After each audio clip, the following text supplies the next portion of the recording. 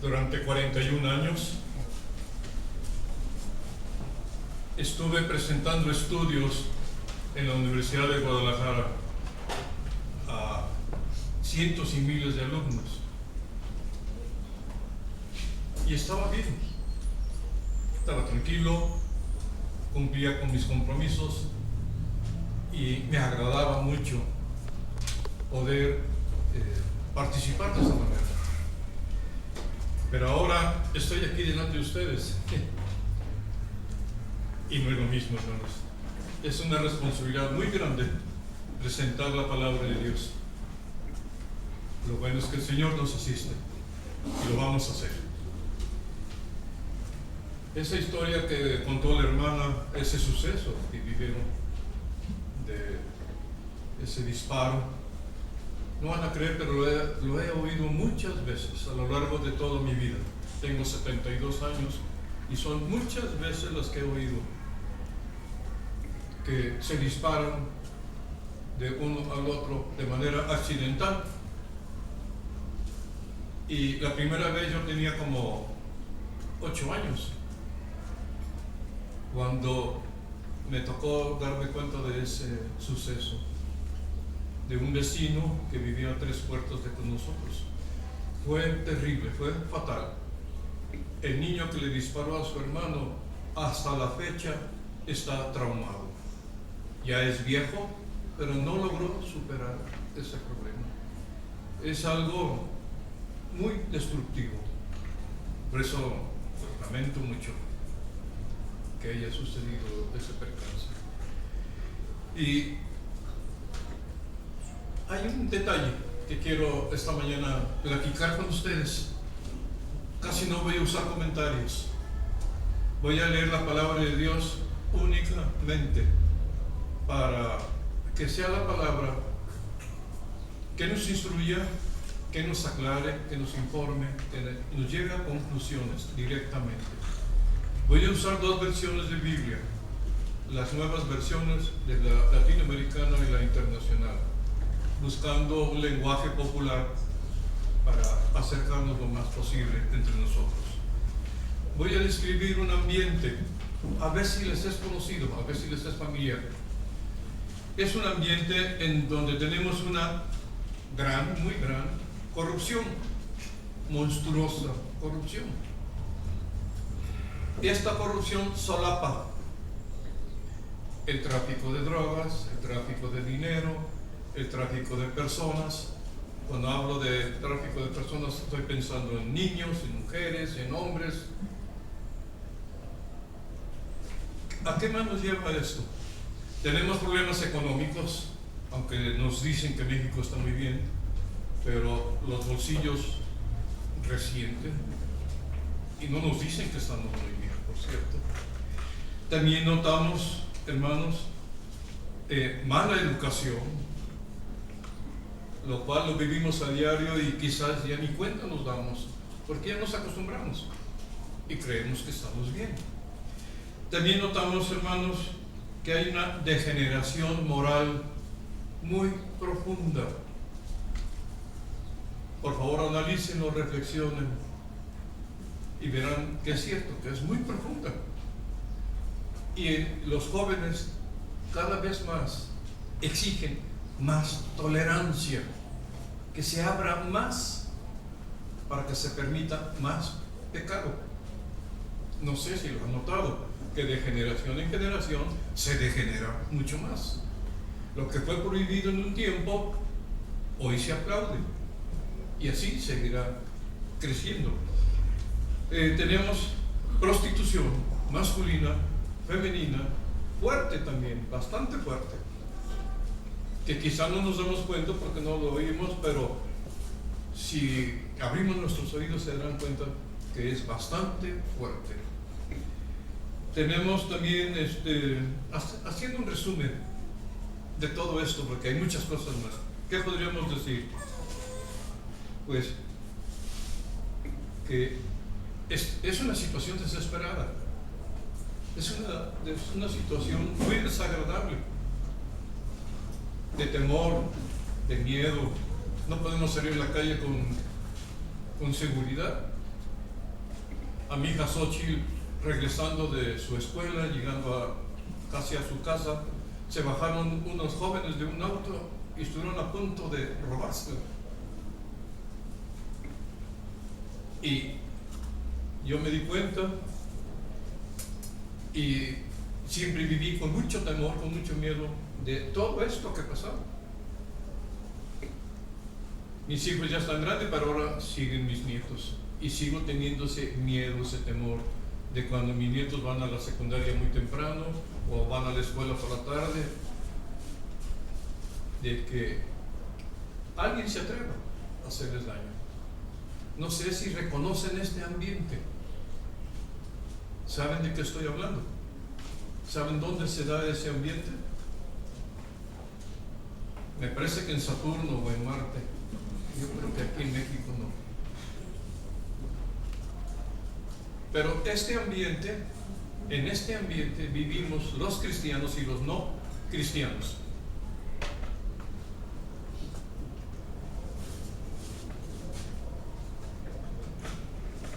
¿Están de acuerdo? Ahora piensen, porque quiero presentarles 5 propósitos de Dios para los cristianos. ¿Qué quiere Dios que nosotros hagamos? ¿Y cómo quiere que lo hagamos? La palabra de Dios nos lo va a decir con toda precisión. Bien, vamos pensando un ratito mientras vamos a orar, vamos a pedir la ayuda del Señor, vamos a pedir su presencia, vamos a pedirle que su Espíritu nos inspire y nos haga saber y entender, y sobre todo ponga en nuestro corazón ese celo por Él, ese celo de vivir, de practicar la palabra que Él nos muestra y nos enseña, que mucho nos haría ganar si logramos practicar, hacer lo que Él dice. Oremos, hermanos. Padre bendito que estás en los cielos, que santificado seas por siempre, Señor. Que nosotros, a quien nos has rescatado, hagamos esta acción diaria, Señor, de glorificarte, de alabarte también, Señor, de honrarte. Pon en nuestros corazones esa vida de celo, Señor, para que se cumpla tu voluntad en cada uno de nosotros. Llévanos, Señor, a hacer lo que tú quieres que hagamos. Es la mejor forma de glorificarte, cumpliendo con todas tus ordenanzas. Ayúdanos, Señor. Somos débiles, somos pecadores, pero queremos servirte y agradarte. Por favor, Padre Santo, que tu Espíritu Santo nos lleve a cabo esta inspiración que ocupamos y este poder que tú tienes para con nosotros. Gracias, Padre, porque sabemos que nos amas, sabemos que quieres que seamos tus hijos agradecidos y obedientes. Gracias, Padre, en el nombre de Cristo Jesús. Amén. Bien, hermanos. Este ambiente pesado, difícil, cristianos y no cristianos lo vivimos. Bien, y ahora, como no cristianos ya saben, el mundo se encarga de ellos, el mundo los inspira, el mundo los mueve, el mundo los controla. Pero ya sabemos que el Dios de este mundo es Satanás. Y ya sabemos quién es el que controla este mundo, Satanás. A nosotros no nos queda más que aceptar o rechazar esta verdad de que es Satanás el que domina, el que controla al mundo. ¿Queremos seguir en el mundo o obedecer a Dios de salirnos del mundo y no vernos influenciados por todo esto? Y a pesar de este ambiente tan pesado y tan difícil, salir victoriosos. En cada boletín va una hoja. Ahí va el resumen de este estudio, para que en casa lo puedan seguir, leer, analizar, reflexionar. Ahí viene una cita, Proverbios 11:28, que dice: el que confía en sus riquezas se marchita, pero el justo se renueva como el follaje. Yo conocí a un señor muy rico, muy rico, de veras. Salía a las 6 de la tarde, iba a su casa, se ponía su pijama a ver televisión. No podía comer más que fruta y le daban los cristales de la lima y la naranja, y era todo lo que hacía. Era muy rico.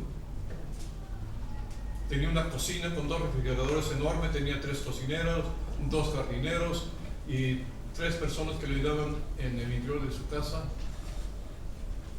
y que lo sostiene él.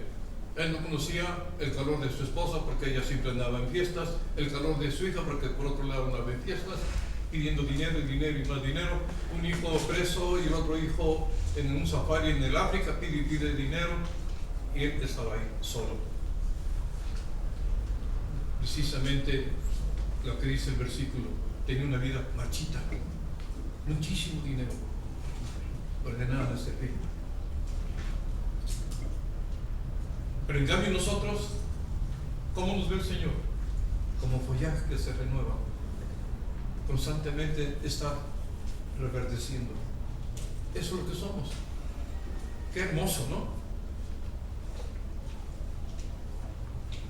Qué perfecto es nuestro Dios, que no se olvidó de esto, que vivíamos en medio de tantas dificultades, sin embargo, nuestro follaje reverdece. También tenemos en Jeremías 17:7, dice: pero bienaventurado el hombre que confía en el Señor. Es como árbol plantado a orillas de un río, cuyas raíces penetran hasta encontrar el agua. Árbol al que no agobia el calor ni angustian los largos meses de sequía. Su follaje se mantiene verde y produce en todo tiempo jugoso fruto.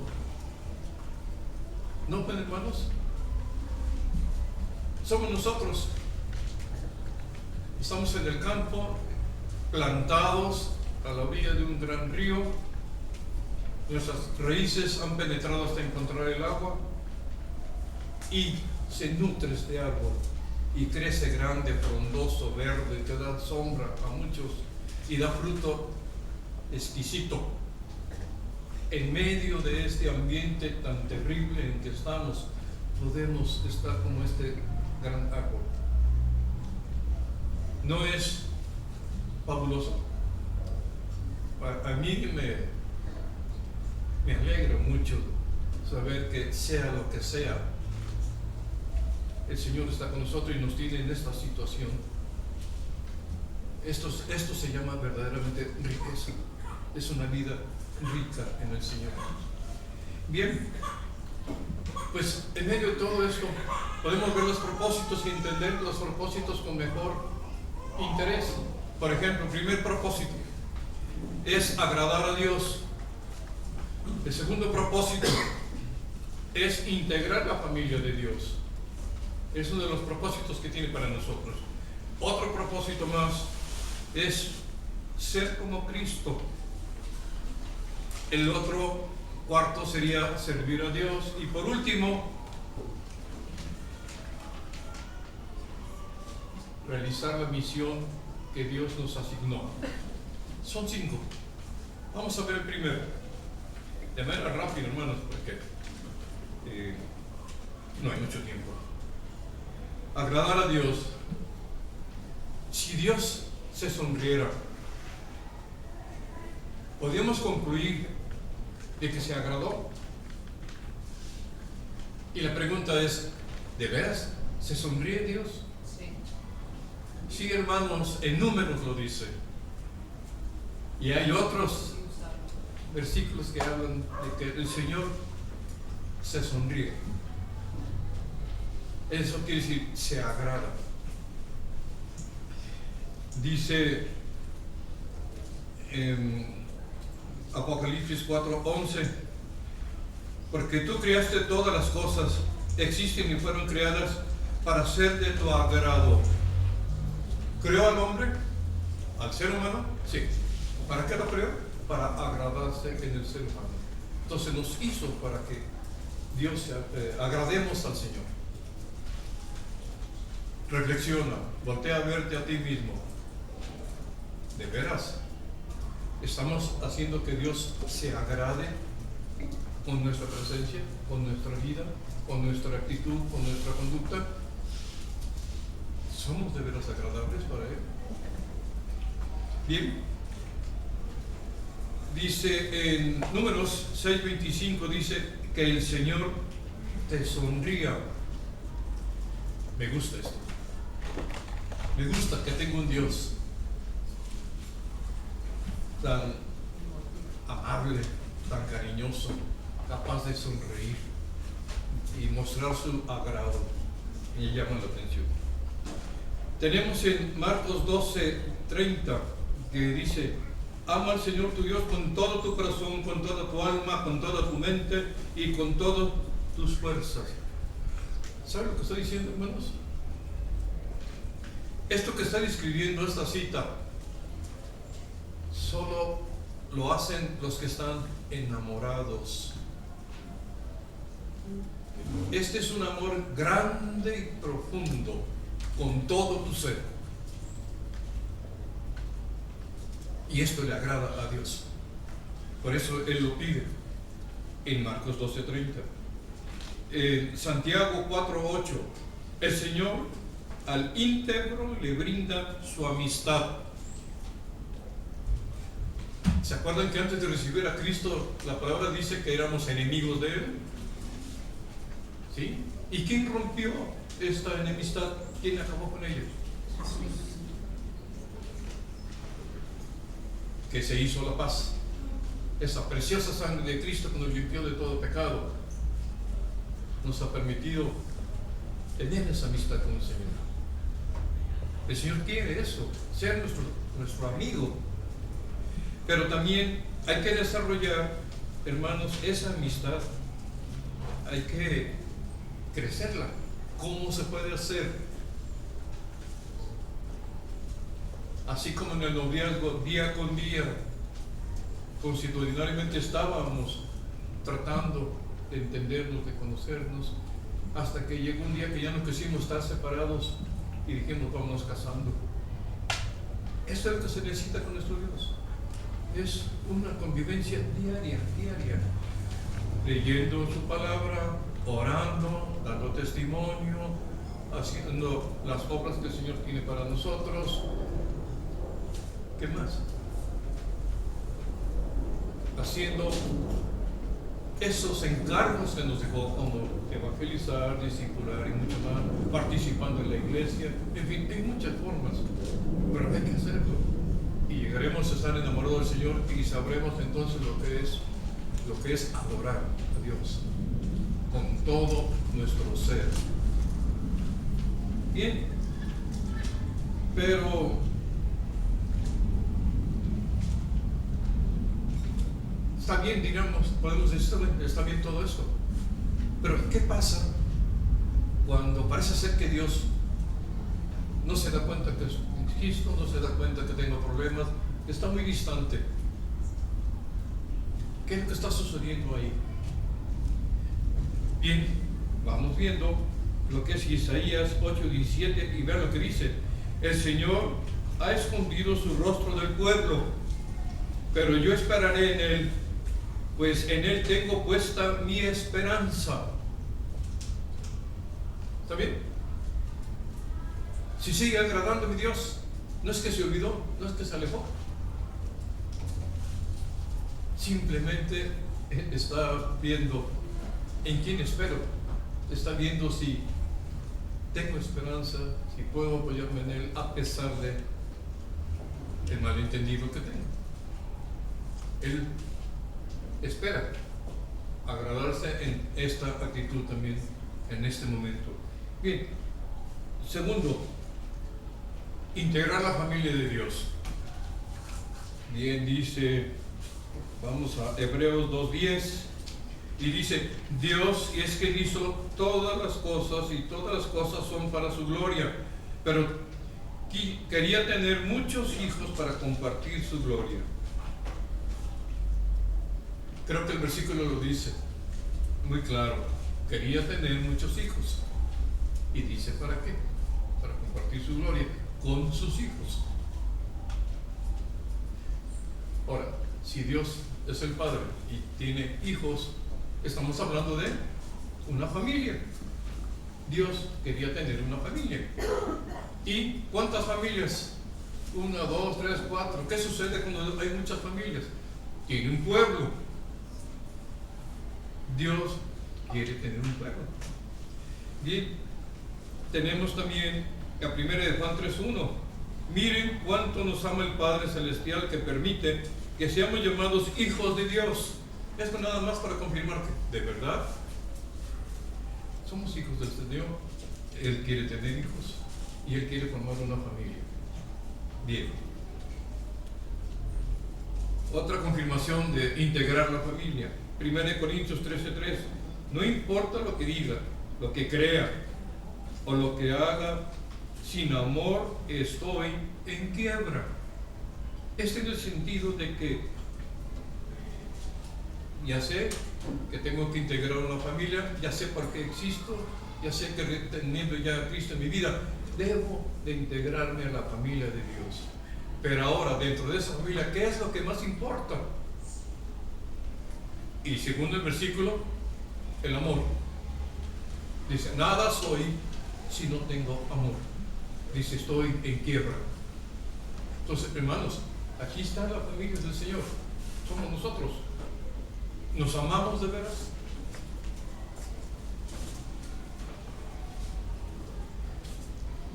En tiempos de los apóstoles, el amor era tanto que eran capaces los creyentes de dar hasta su vida por los hermanos. Eso fue lo que llamó mucho la atención en aquel entonces, el amor que se tenían entre sí los hermanos en Cristo. Bien, otro aspecto de integrar la familia, en Efesios 2:19 dice, ya son ustedes miembros de la familia de Dios, dice el versículo. Vean qué curioso, la palabra lo dice, no necesito yo sacar conclusiones. Ya son ustedes miembros de la familia de Dios, ciudadanos del país de Dios. Esto se relaciona también a un pueblo, y con ciudadanos de los cristianos de todas partes. ¿Está bien? Creo que por sí solo lo dice. También está 1 Timoteo 3:15, la familia de Dios, que es la iglesia. Más claro, creo que no se puede. Hemos nacido de nuevo para unirnos a la iglesia. Inmediatamente al nacer de nuevo debemos unirnos a la iglesia, porque esta es la familia del Señor. Y ocupamos de familia, hermanos. Darío, lo voy a usar, tiene una bebita, vino al mundo, el Señor se las trajo. Esa bebita podrá crecer por sí sola. El Señor se la trajo en medio de un padre y de una madre, porque se necesita la presencia de ellos para que esta niña sea cuidada, sea guiada y sea edificada y crezca. Así también nosotros nacimos de nuevo como pequeños bebés en medio de la iglesia, porque ocupamos de esta iglesia para crecer. Es la que nos va a instruir, nos va a educar, nos va a capacitar. La iglesia tiene una responsabilidad muy grande. No nomás es venir por venir, no es una simple costumbre. Hay un compromiso muy grande. Y es un compromiso de todos y cada uno de los que estamos aquí. Dice también, alrededor de lo mismo, en Efesios 4:3, esfuérzate por mantener la unidad del Espíritu mediante el vínculo de la paz. Dice mantener la unidad del Espíritu. ¿Dónde? Aquí dentro de la familia de Dios, dentro de la iglesia. Es una forma de cuidar la iglesia, manteniendo esta unidad del Espíritu. Entonces, he aquí otra responsabilidad: cuidar la iglesia. No es que el pastor tenga que cuidarla o que los ancianos tengan que cuidarla. No, somos nosotros. Es más, el Señor nos pide que cuidemos la verdad. ¿Cuál es la verdad? Pues la palabra de Dios. Ahí está la verdad, no hay otra verdad. La verdad única y verdadera, única, la absoluta, no existe otra, aunque nos afanemos en cambiarla. Colosenses 3:14, que el amor sea el árbitro de sus vidas, porque entonces la iglesia permanecerá unida en perfecta armonía. ¿Notan el valor del amor? ¿Notan cómo podemos cuidar la iglesia? Amándonos entre sí, grandemente, fuertemente, de verdad. Tenemos otro aspecto más. Colosenses 3:15, y lo dice muy claro. Fíjense lo que dice: ustedes fueron llamados a formar un solo cuerpo. ¿Cuántos somos aquí? ¿70, 80, 90? ¿Y cuántos cuerpos somos? Dice aquí uno solo. ¿Eso qué implica? Que todos estemos unidos entre sí, juntos. Entonces, la palabra es lo que pide: que estemos juntos, formando un solo cuerpo, que no estemos separados, cada quien pensando por su lado, cada quien viviendo por su lado. No, todos juntos. Es decir, viviendo la vida juntos. Tenemos también Salmo 133:1, muy conocido por todos y que confirma todo lo dicho. Dice: cuán bueno y cuán agradable es que los hermanos convivan en armonía. Por sí solo lo dice todo. Otro aspecto más sería cultivar la vida en comunidad. Nos podemos preguntar, ¿qué es eso? ¿O cómo se hace eso? La palabra de Dios lo dice. Dice así en Santiago 3:18, por favor, dice: podrán desarrollar una comunidad saludable y robusta que viva bien con Dios y disfrutar los resultados únicamente si se esfuerzan por llevarse bien unos con otros, tratándose entre sí con dignidad y honra.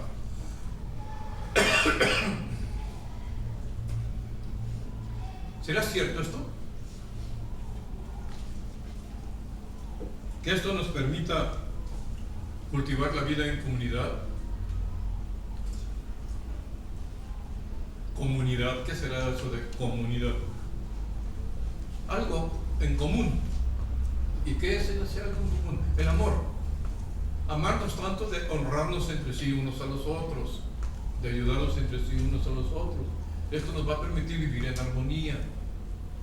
Entonces tendremos una comunidad, un grupo de personas fuerte, sólido, bien enfocado y dirigido hacia Dios.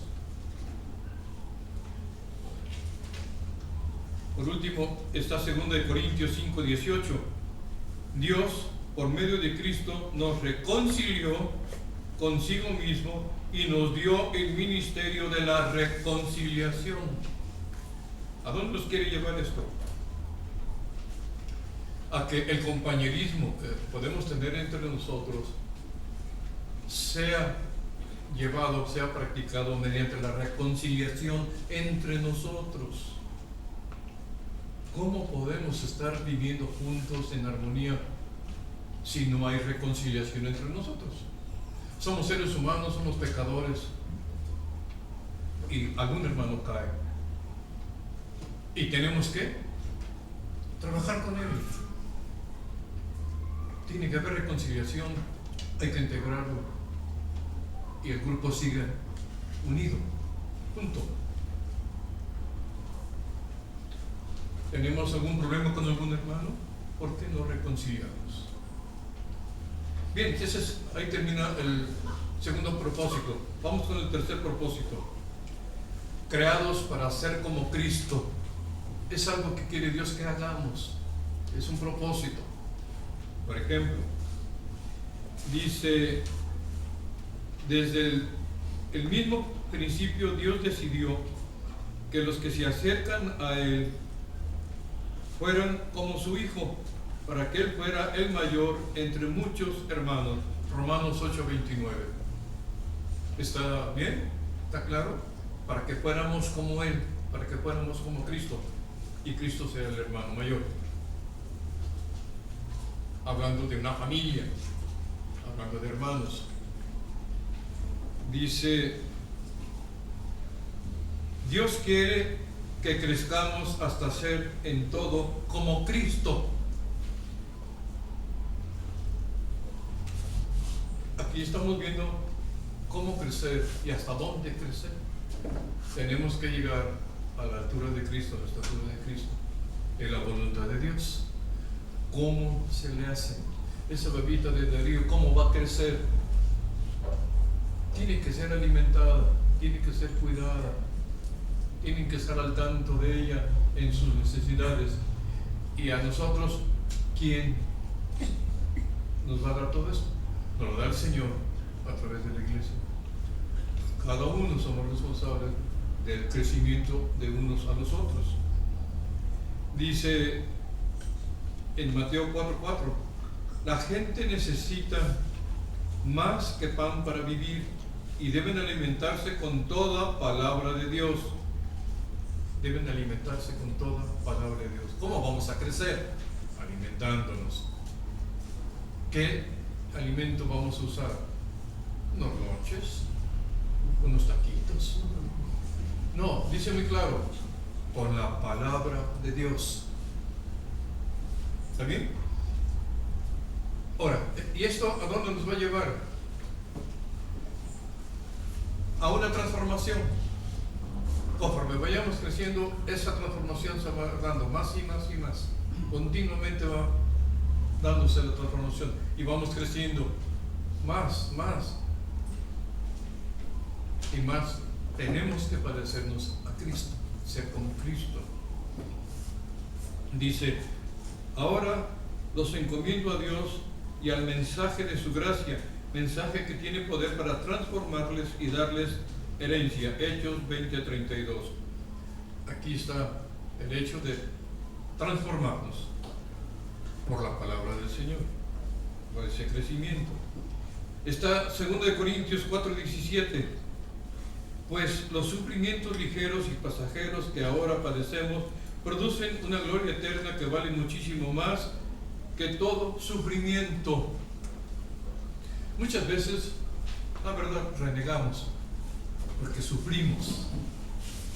¿Por qué yo? Pues no, que Dios está conmigo. ¿Por qué padezco de esto, de aquello, de lo otro? Y aquellos que no tienen a Cristo, mira qué gusto están, hasta maromas se echan. ¿Qué sucede? Y dice aquí este versículo que a través de las pruebas podemos crecer. Y el Señor permite que vivamos todo esto porque es para bien. El versículo también hasta lo dice, todo es para bien. Simplemente lo que pasa es que no entendemos porque no conocemos a Dios en la profundidad de vida.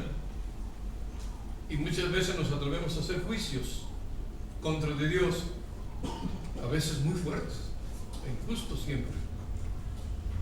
¿Por qué yo? Es echarle en cara a mi Dios. ¿Qué está pasando con esta vida mía? ¿Te has descuidado? ¿No me asistes? No, hermanos, hay un motivo. Hay un motivo. Como lo dijo ayer el hermano Alejandro con el estudio que tuvimos, ese estudio que nos decía él que era conocer los misterios de David, conocer sus secretos. Los secretos de David. Por cierto, él lo decía así, ¿no? Y nos aclaraba él bastante bien esto, que por qué huirle a los problemas, por qué no conducirlos adecuadamente y esperar a que el Señor nos permita entender y saber qué queda de esos problemas. Dice en Santiago 1:12, dichoso el hombre que no cede a hacer lo malo cuando es tentado, porque un día recibirá la corona de vida que Dios ha prometido a los que lo aman. ¿Qué está hablando aquí? De tentación. ¿Y qué pasa con la tentación? Que nos permite crecimiento. Y lo dice aquí con claridad en el versículo: hombre que no cede a hacer lo malo cuando es tentado. Cuando sale de la prueba, ¿cómo lo veremos? Más fuerte, fortalecido, porque no cedió. Entonces la tentación sirvió para crecer. Estamos en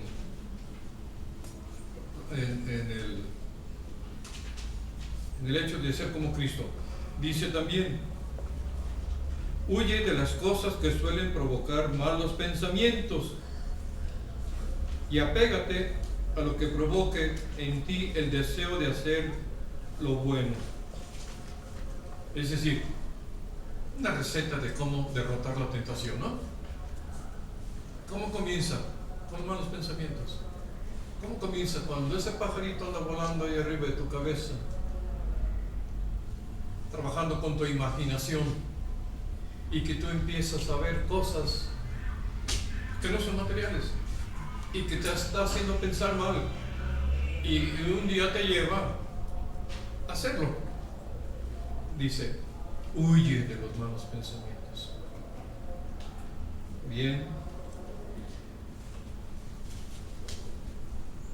El cuarto propósito, ya vamos a terminar. Servir a Dios. Bien, vienen varios aspectos que nos pueden ayudar a entender el servir a Dios. Por ejemplo, formado para servir a Dios. Hay un versículo que lo diga, vamos a verlo. Aceptar tu asignación, es decir, mi Dios nos asigna algo para servirle. Vamos a verlo. Usa lo que Dios te ha dado. ¿Qué te ha dado? Cuando naciste te dio dones naturales.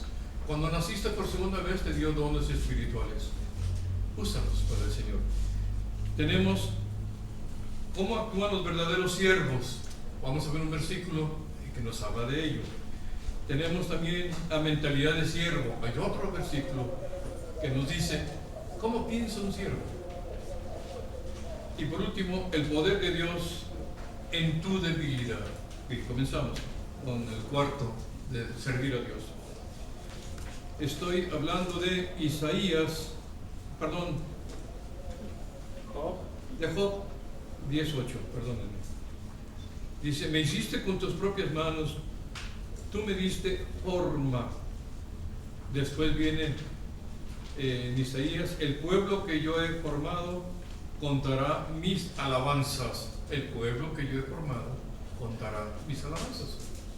Alabarle al Señor es una forma de servir, darle a Él lo que es de Él.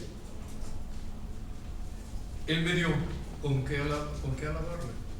Cuando tengo a Cristo en mi corazón, ese Espíritu Santo me conduce, me prepara para poder alabarle. Tengo que darle la alabanza que es de Dios. No tengo por qué quedarme con ella. Estoy sirviendo al Señor de esa manera. Tengo también en 1 Corintios 3:5, ¿qué somos? Nada más que servidores por medio de los cuales ustedes llegarán a creer. Noten ustedes una asignación. Somos servidores. ¿Qué se nos asignó? Servir en la obra del Señor. Dice: según lo que el Señor les asignó a cada uno. Yo sembré, Apolo regó, pero Dios ha dado el crecimiento. Notan con esto de Apolo y demás lo que estoy diciendo: a fulano tal le asignó esto, a sultano le asignó aquello, y con eso tienen que servir a Dios. ¿Qué te ha dado a ti? ¿Qué me ha dado a mí? Con lo cual vamos a servir a Dios.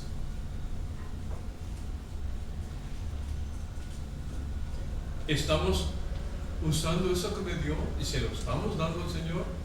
¿O lo tengo tirado en la basura, no lo uso, estoy despreciando a Dios con lo que me dio?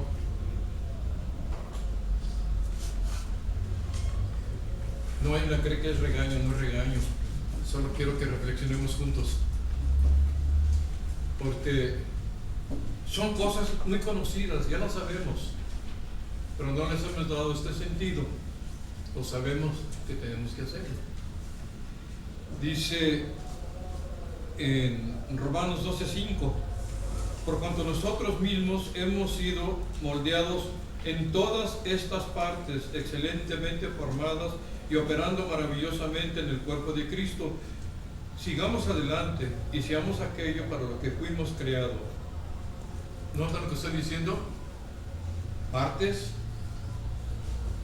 hechas, formadas y operando maravillosamente. Bien, hay evangelistas, hay maestros, están operando maravillosamente, están usando lo que Dios les dio. Hay diáconos, hay ancianos, están operando correctamente en el servicio al Señor. Esto es usar lo que Dios nos ha dado. De esta manera podemos servir a Dios. Marcos 10:43: quien quiera ser grande deberá convertirse en un siervo. ¿Notan? Esta es la actitud de una persona. Es la actitud de un siervo. ¿Cómo debe de actuar un siervo? Dice: el que quiera ser grande, conviértase en un siervo. A ver, vamos a ver. Vamos a ver en Números 14:24. Dice: mi siervo Caleb ha mostrado actitud diferente y me ha sido fiel. Ya deja de ver algo más de cómo es un siervo. Somos siervos, actuamos como siervos, nos conocimos como tales. ¿En qué consiste? Es humilde. ¿En qué consiste? Es fiel. ¿En qué consiste? No espera que lo presionan para hacer lo que tiene que hacer. ¿En qué consiste?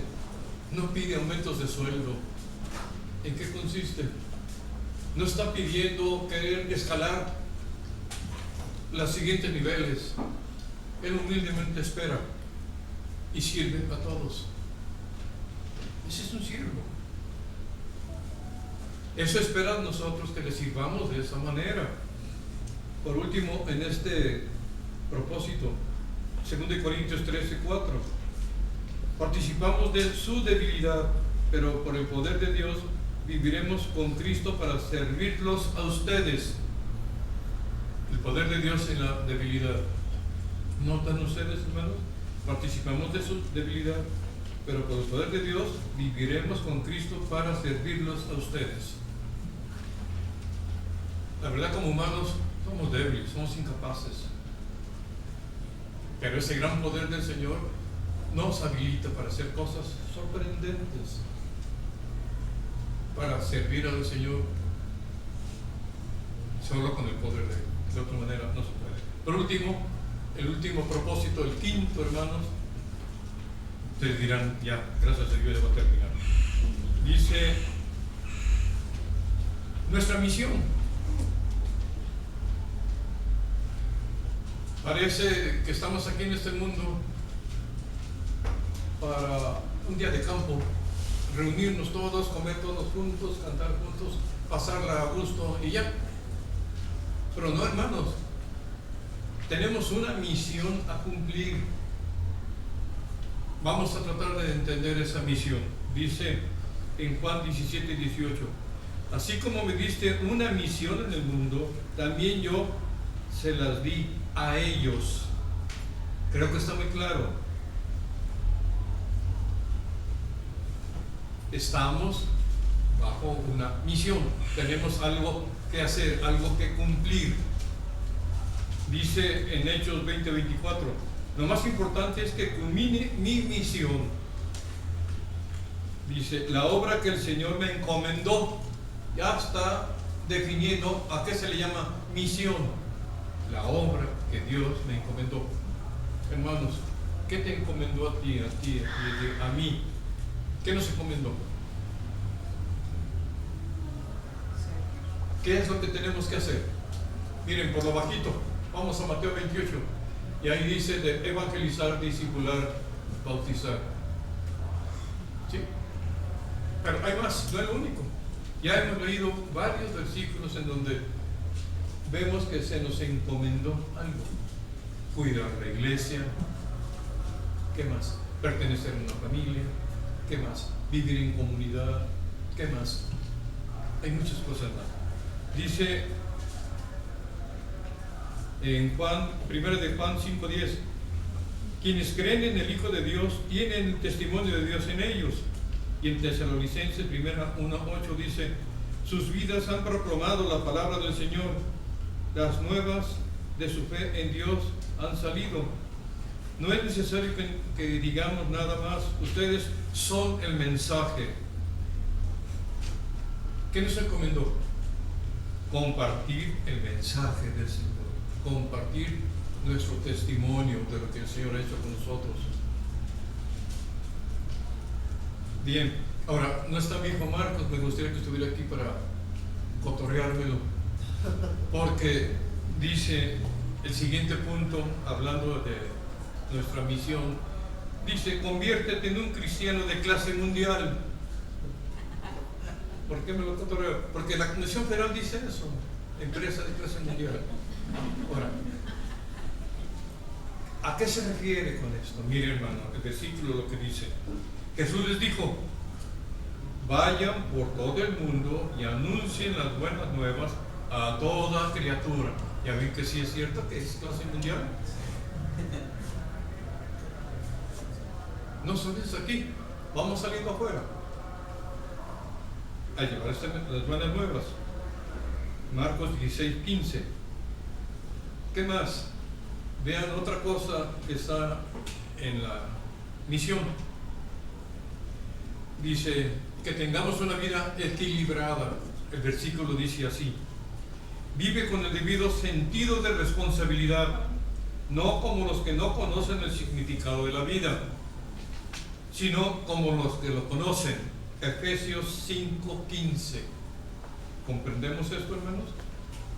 Que tengamos una vida en equilibrio, con responsabilidad, cumpliendo. Como dice el Señor, que tú sí seas sí, que tú no seas no. Como dice el Señor, no los quiero tibios, los quiero fríos o los quiero calientes, pero no tibios.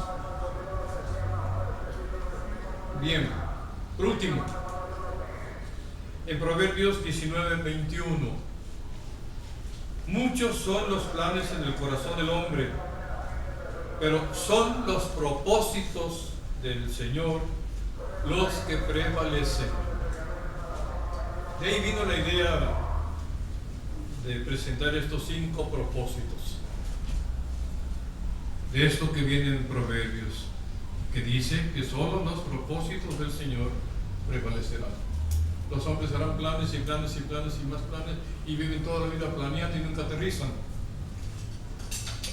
Pero los propósitos del Señor se cumplirán. Haya que lo haga o no, estén preparados o no, se cumplirán. Porque no es cuestión de voluntad de hombres, sino que Dios lo hará. Miren, hermano, esto es lo que yo quería compartir con ustedes. 5 propósitos de las asignaciones del Señor, de lo que el Señor quiere que hagamos. Es una manera de conocer al Señor y amarlo por lo que Él es. Pues bien, hermanos, muchas gracias. Ahora viene el hermano Ariel.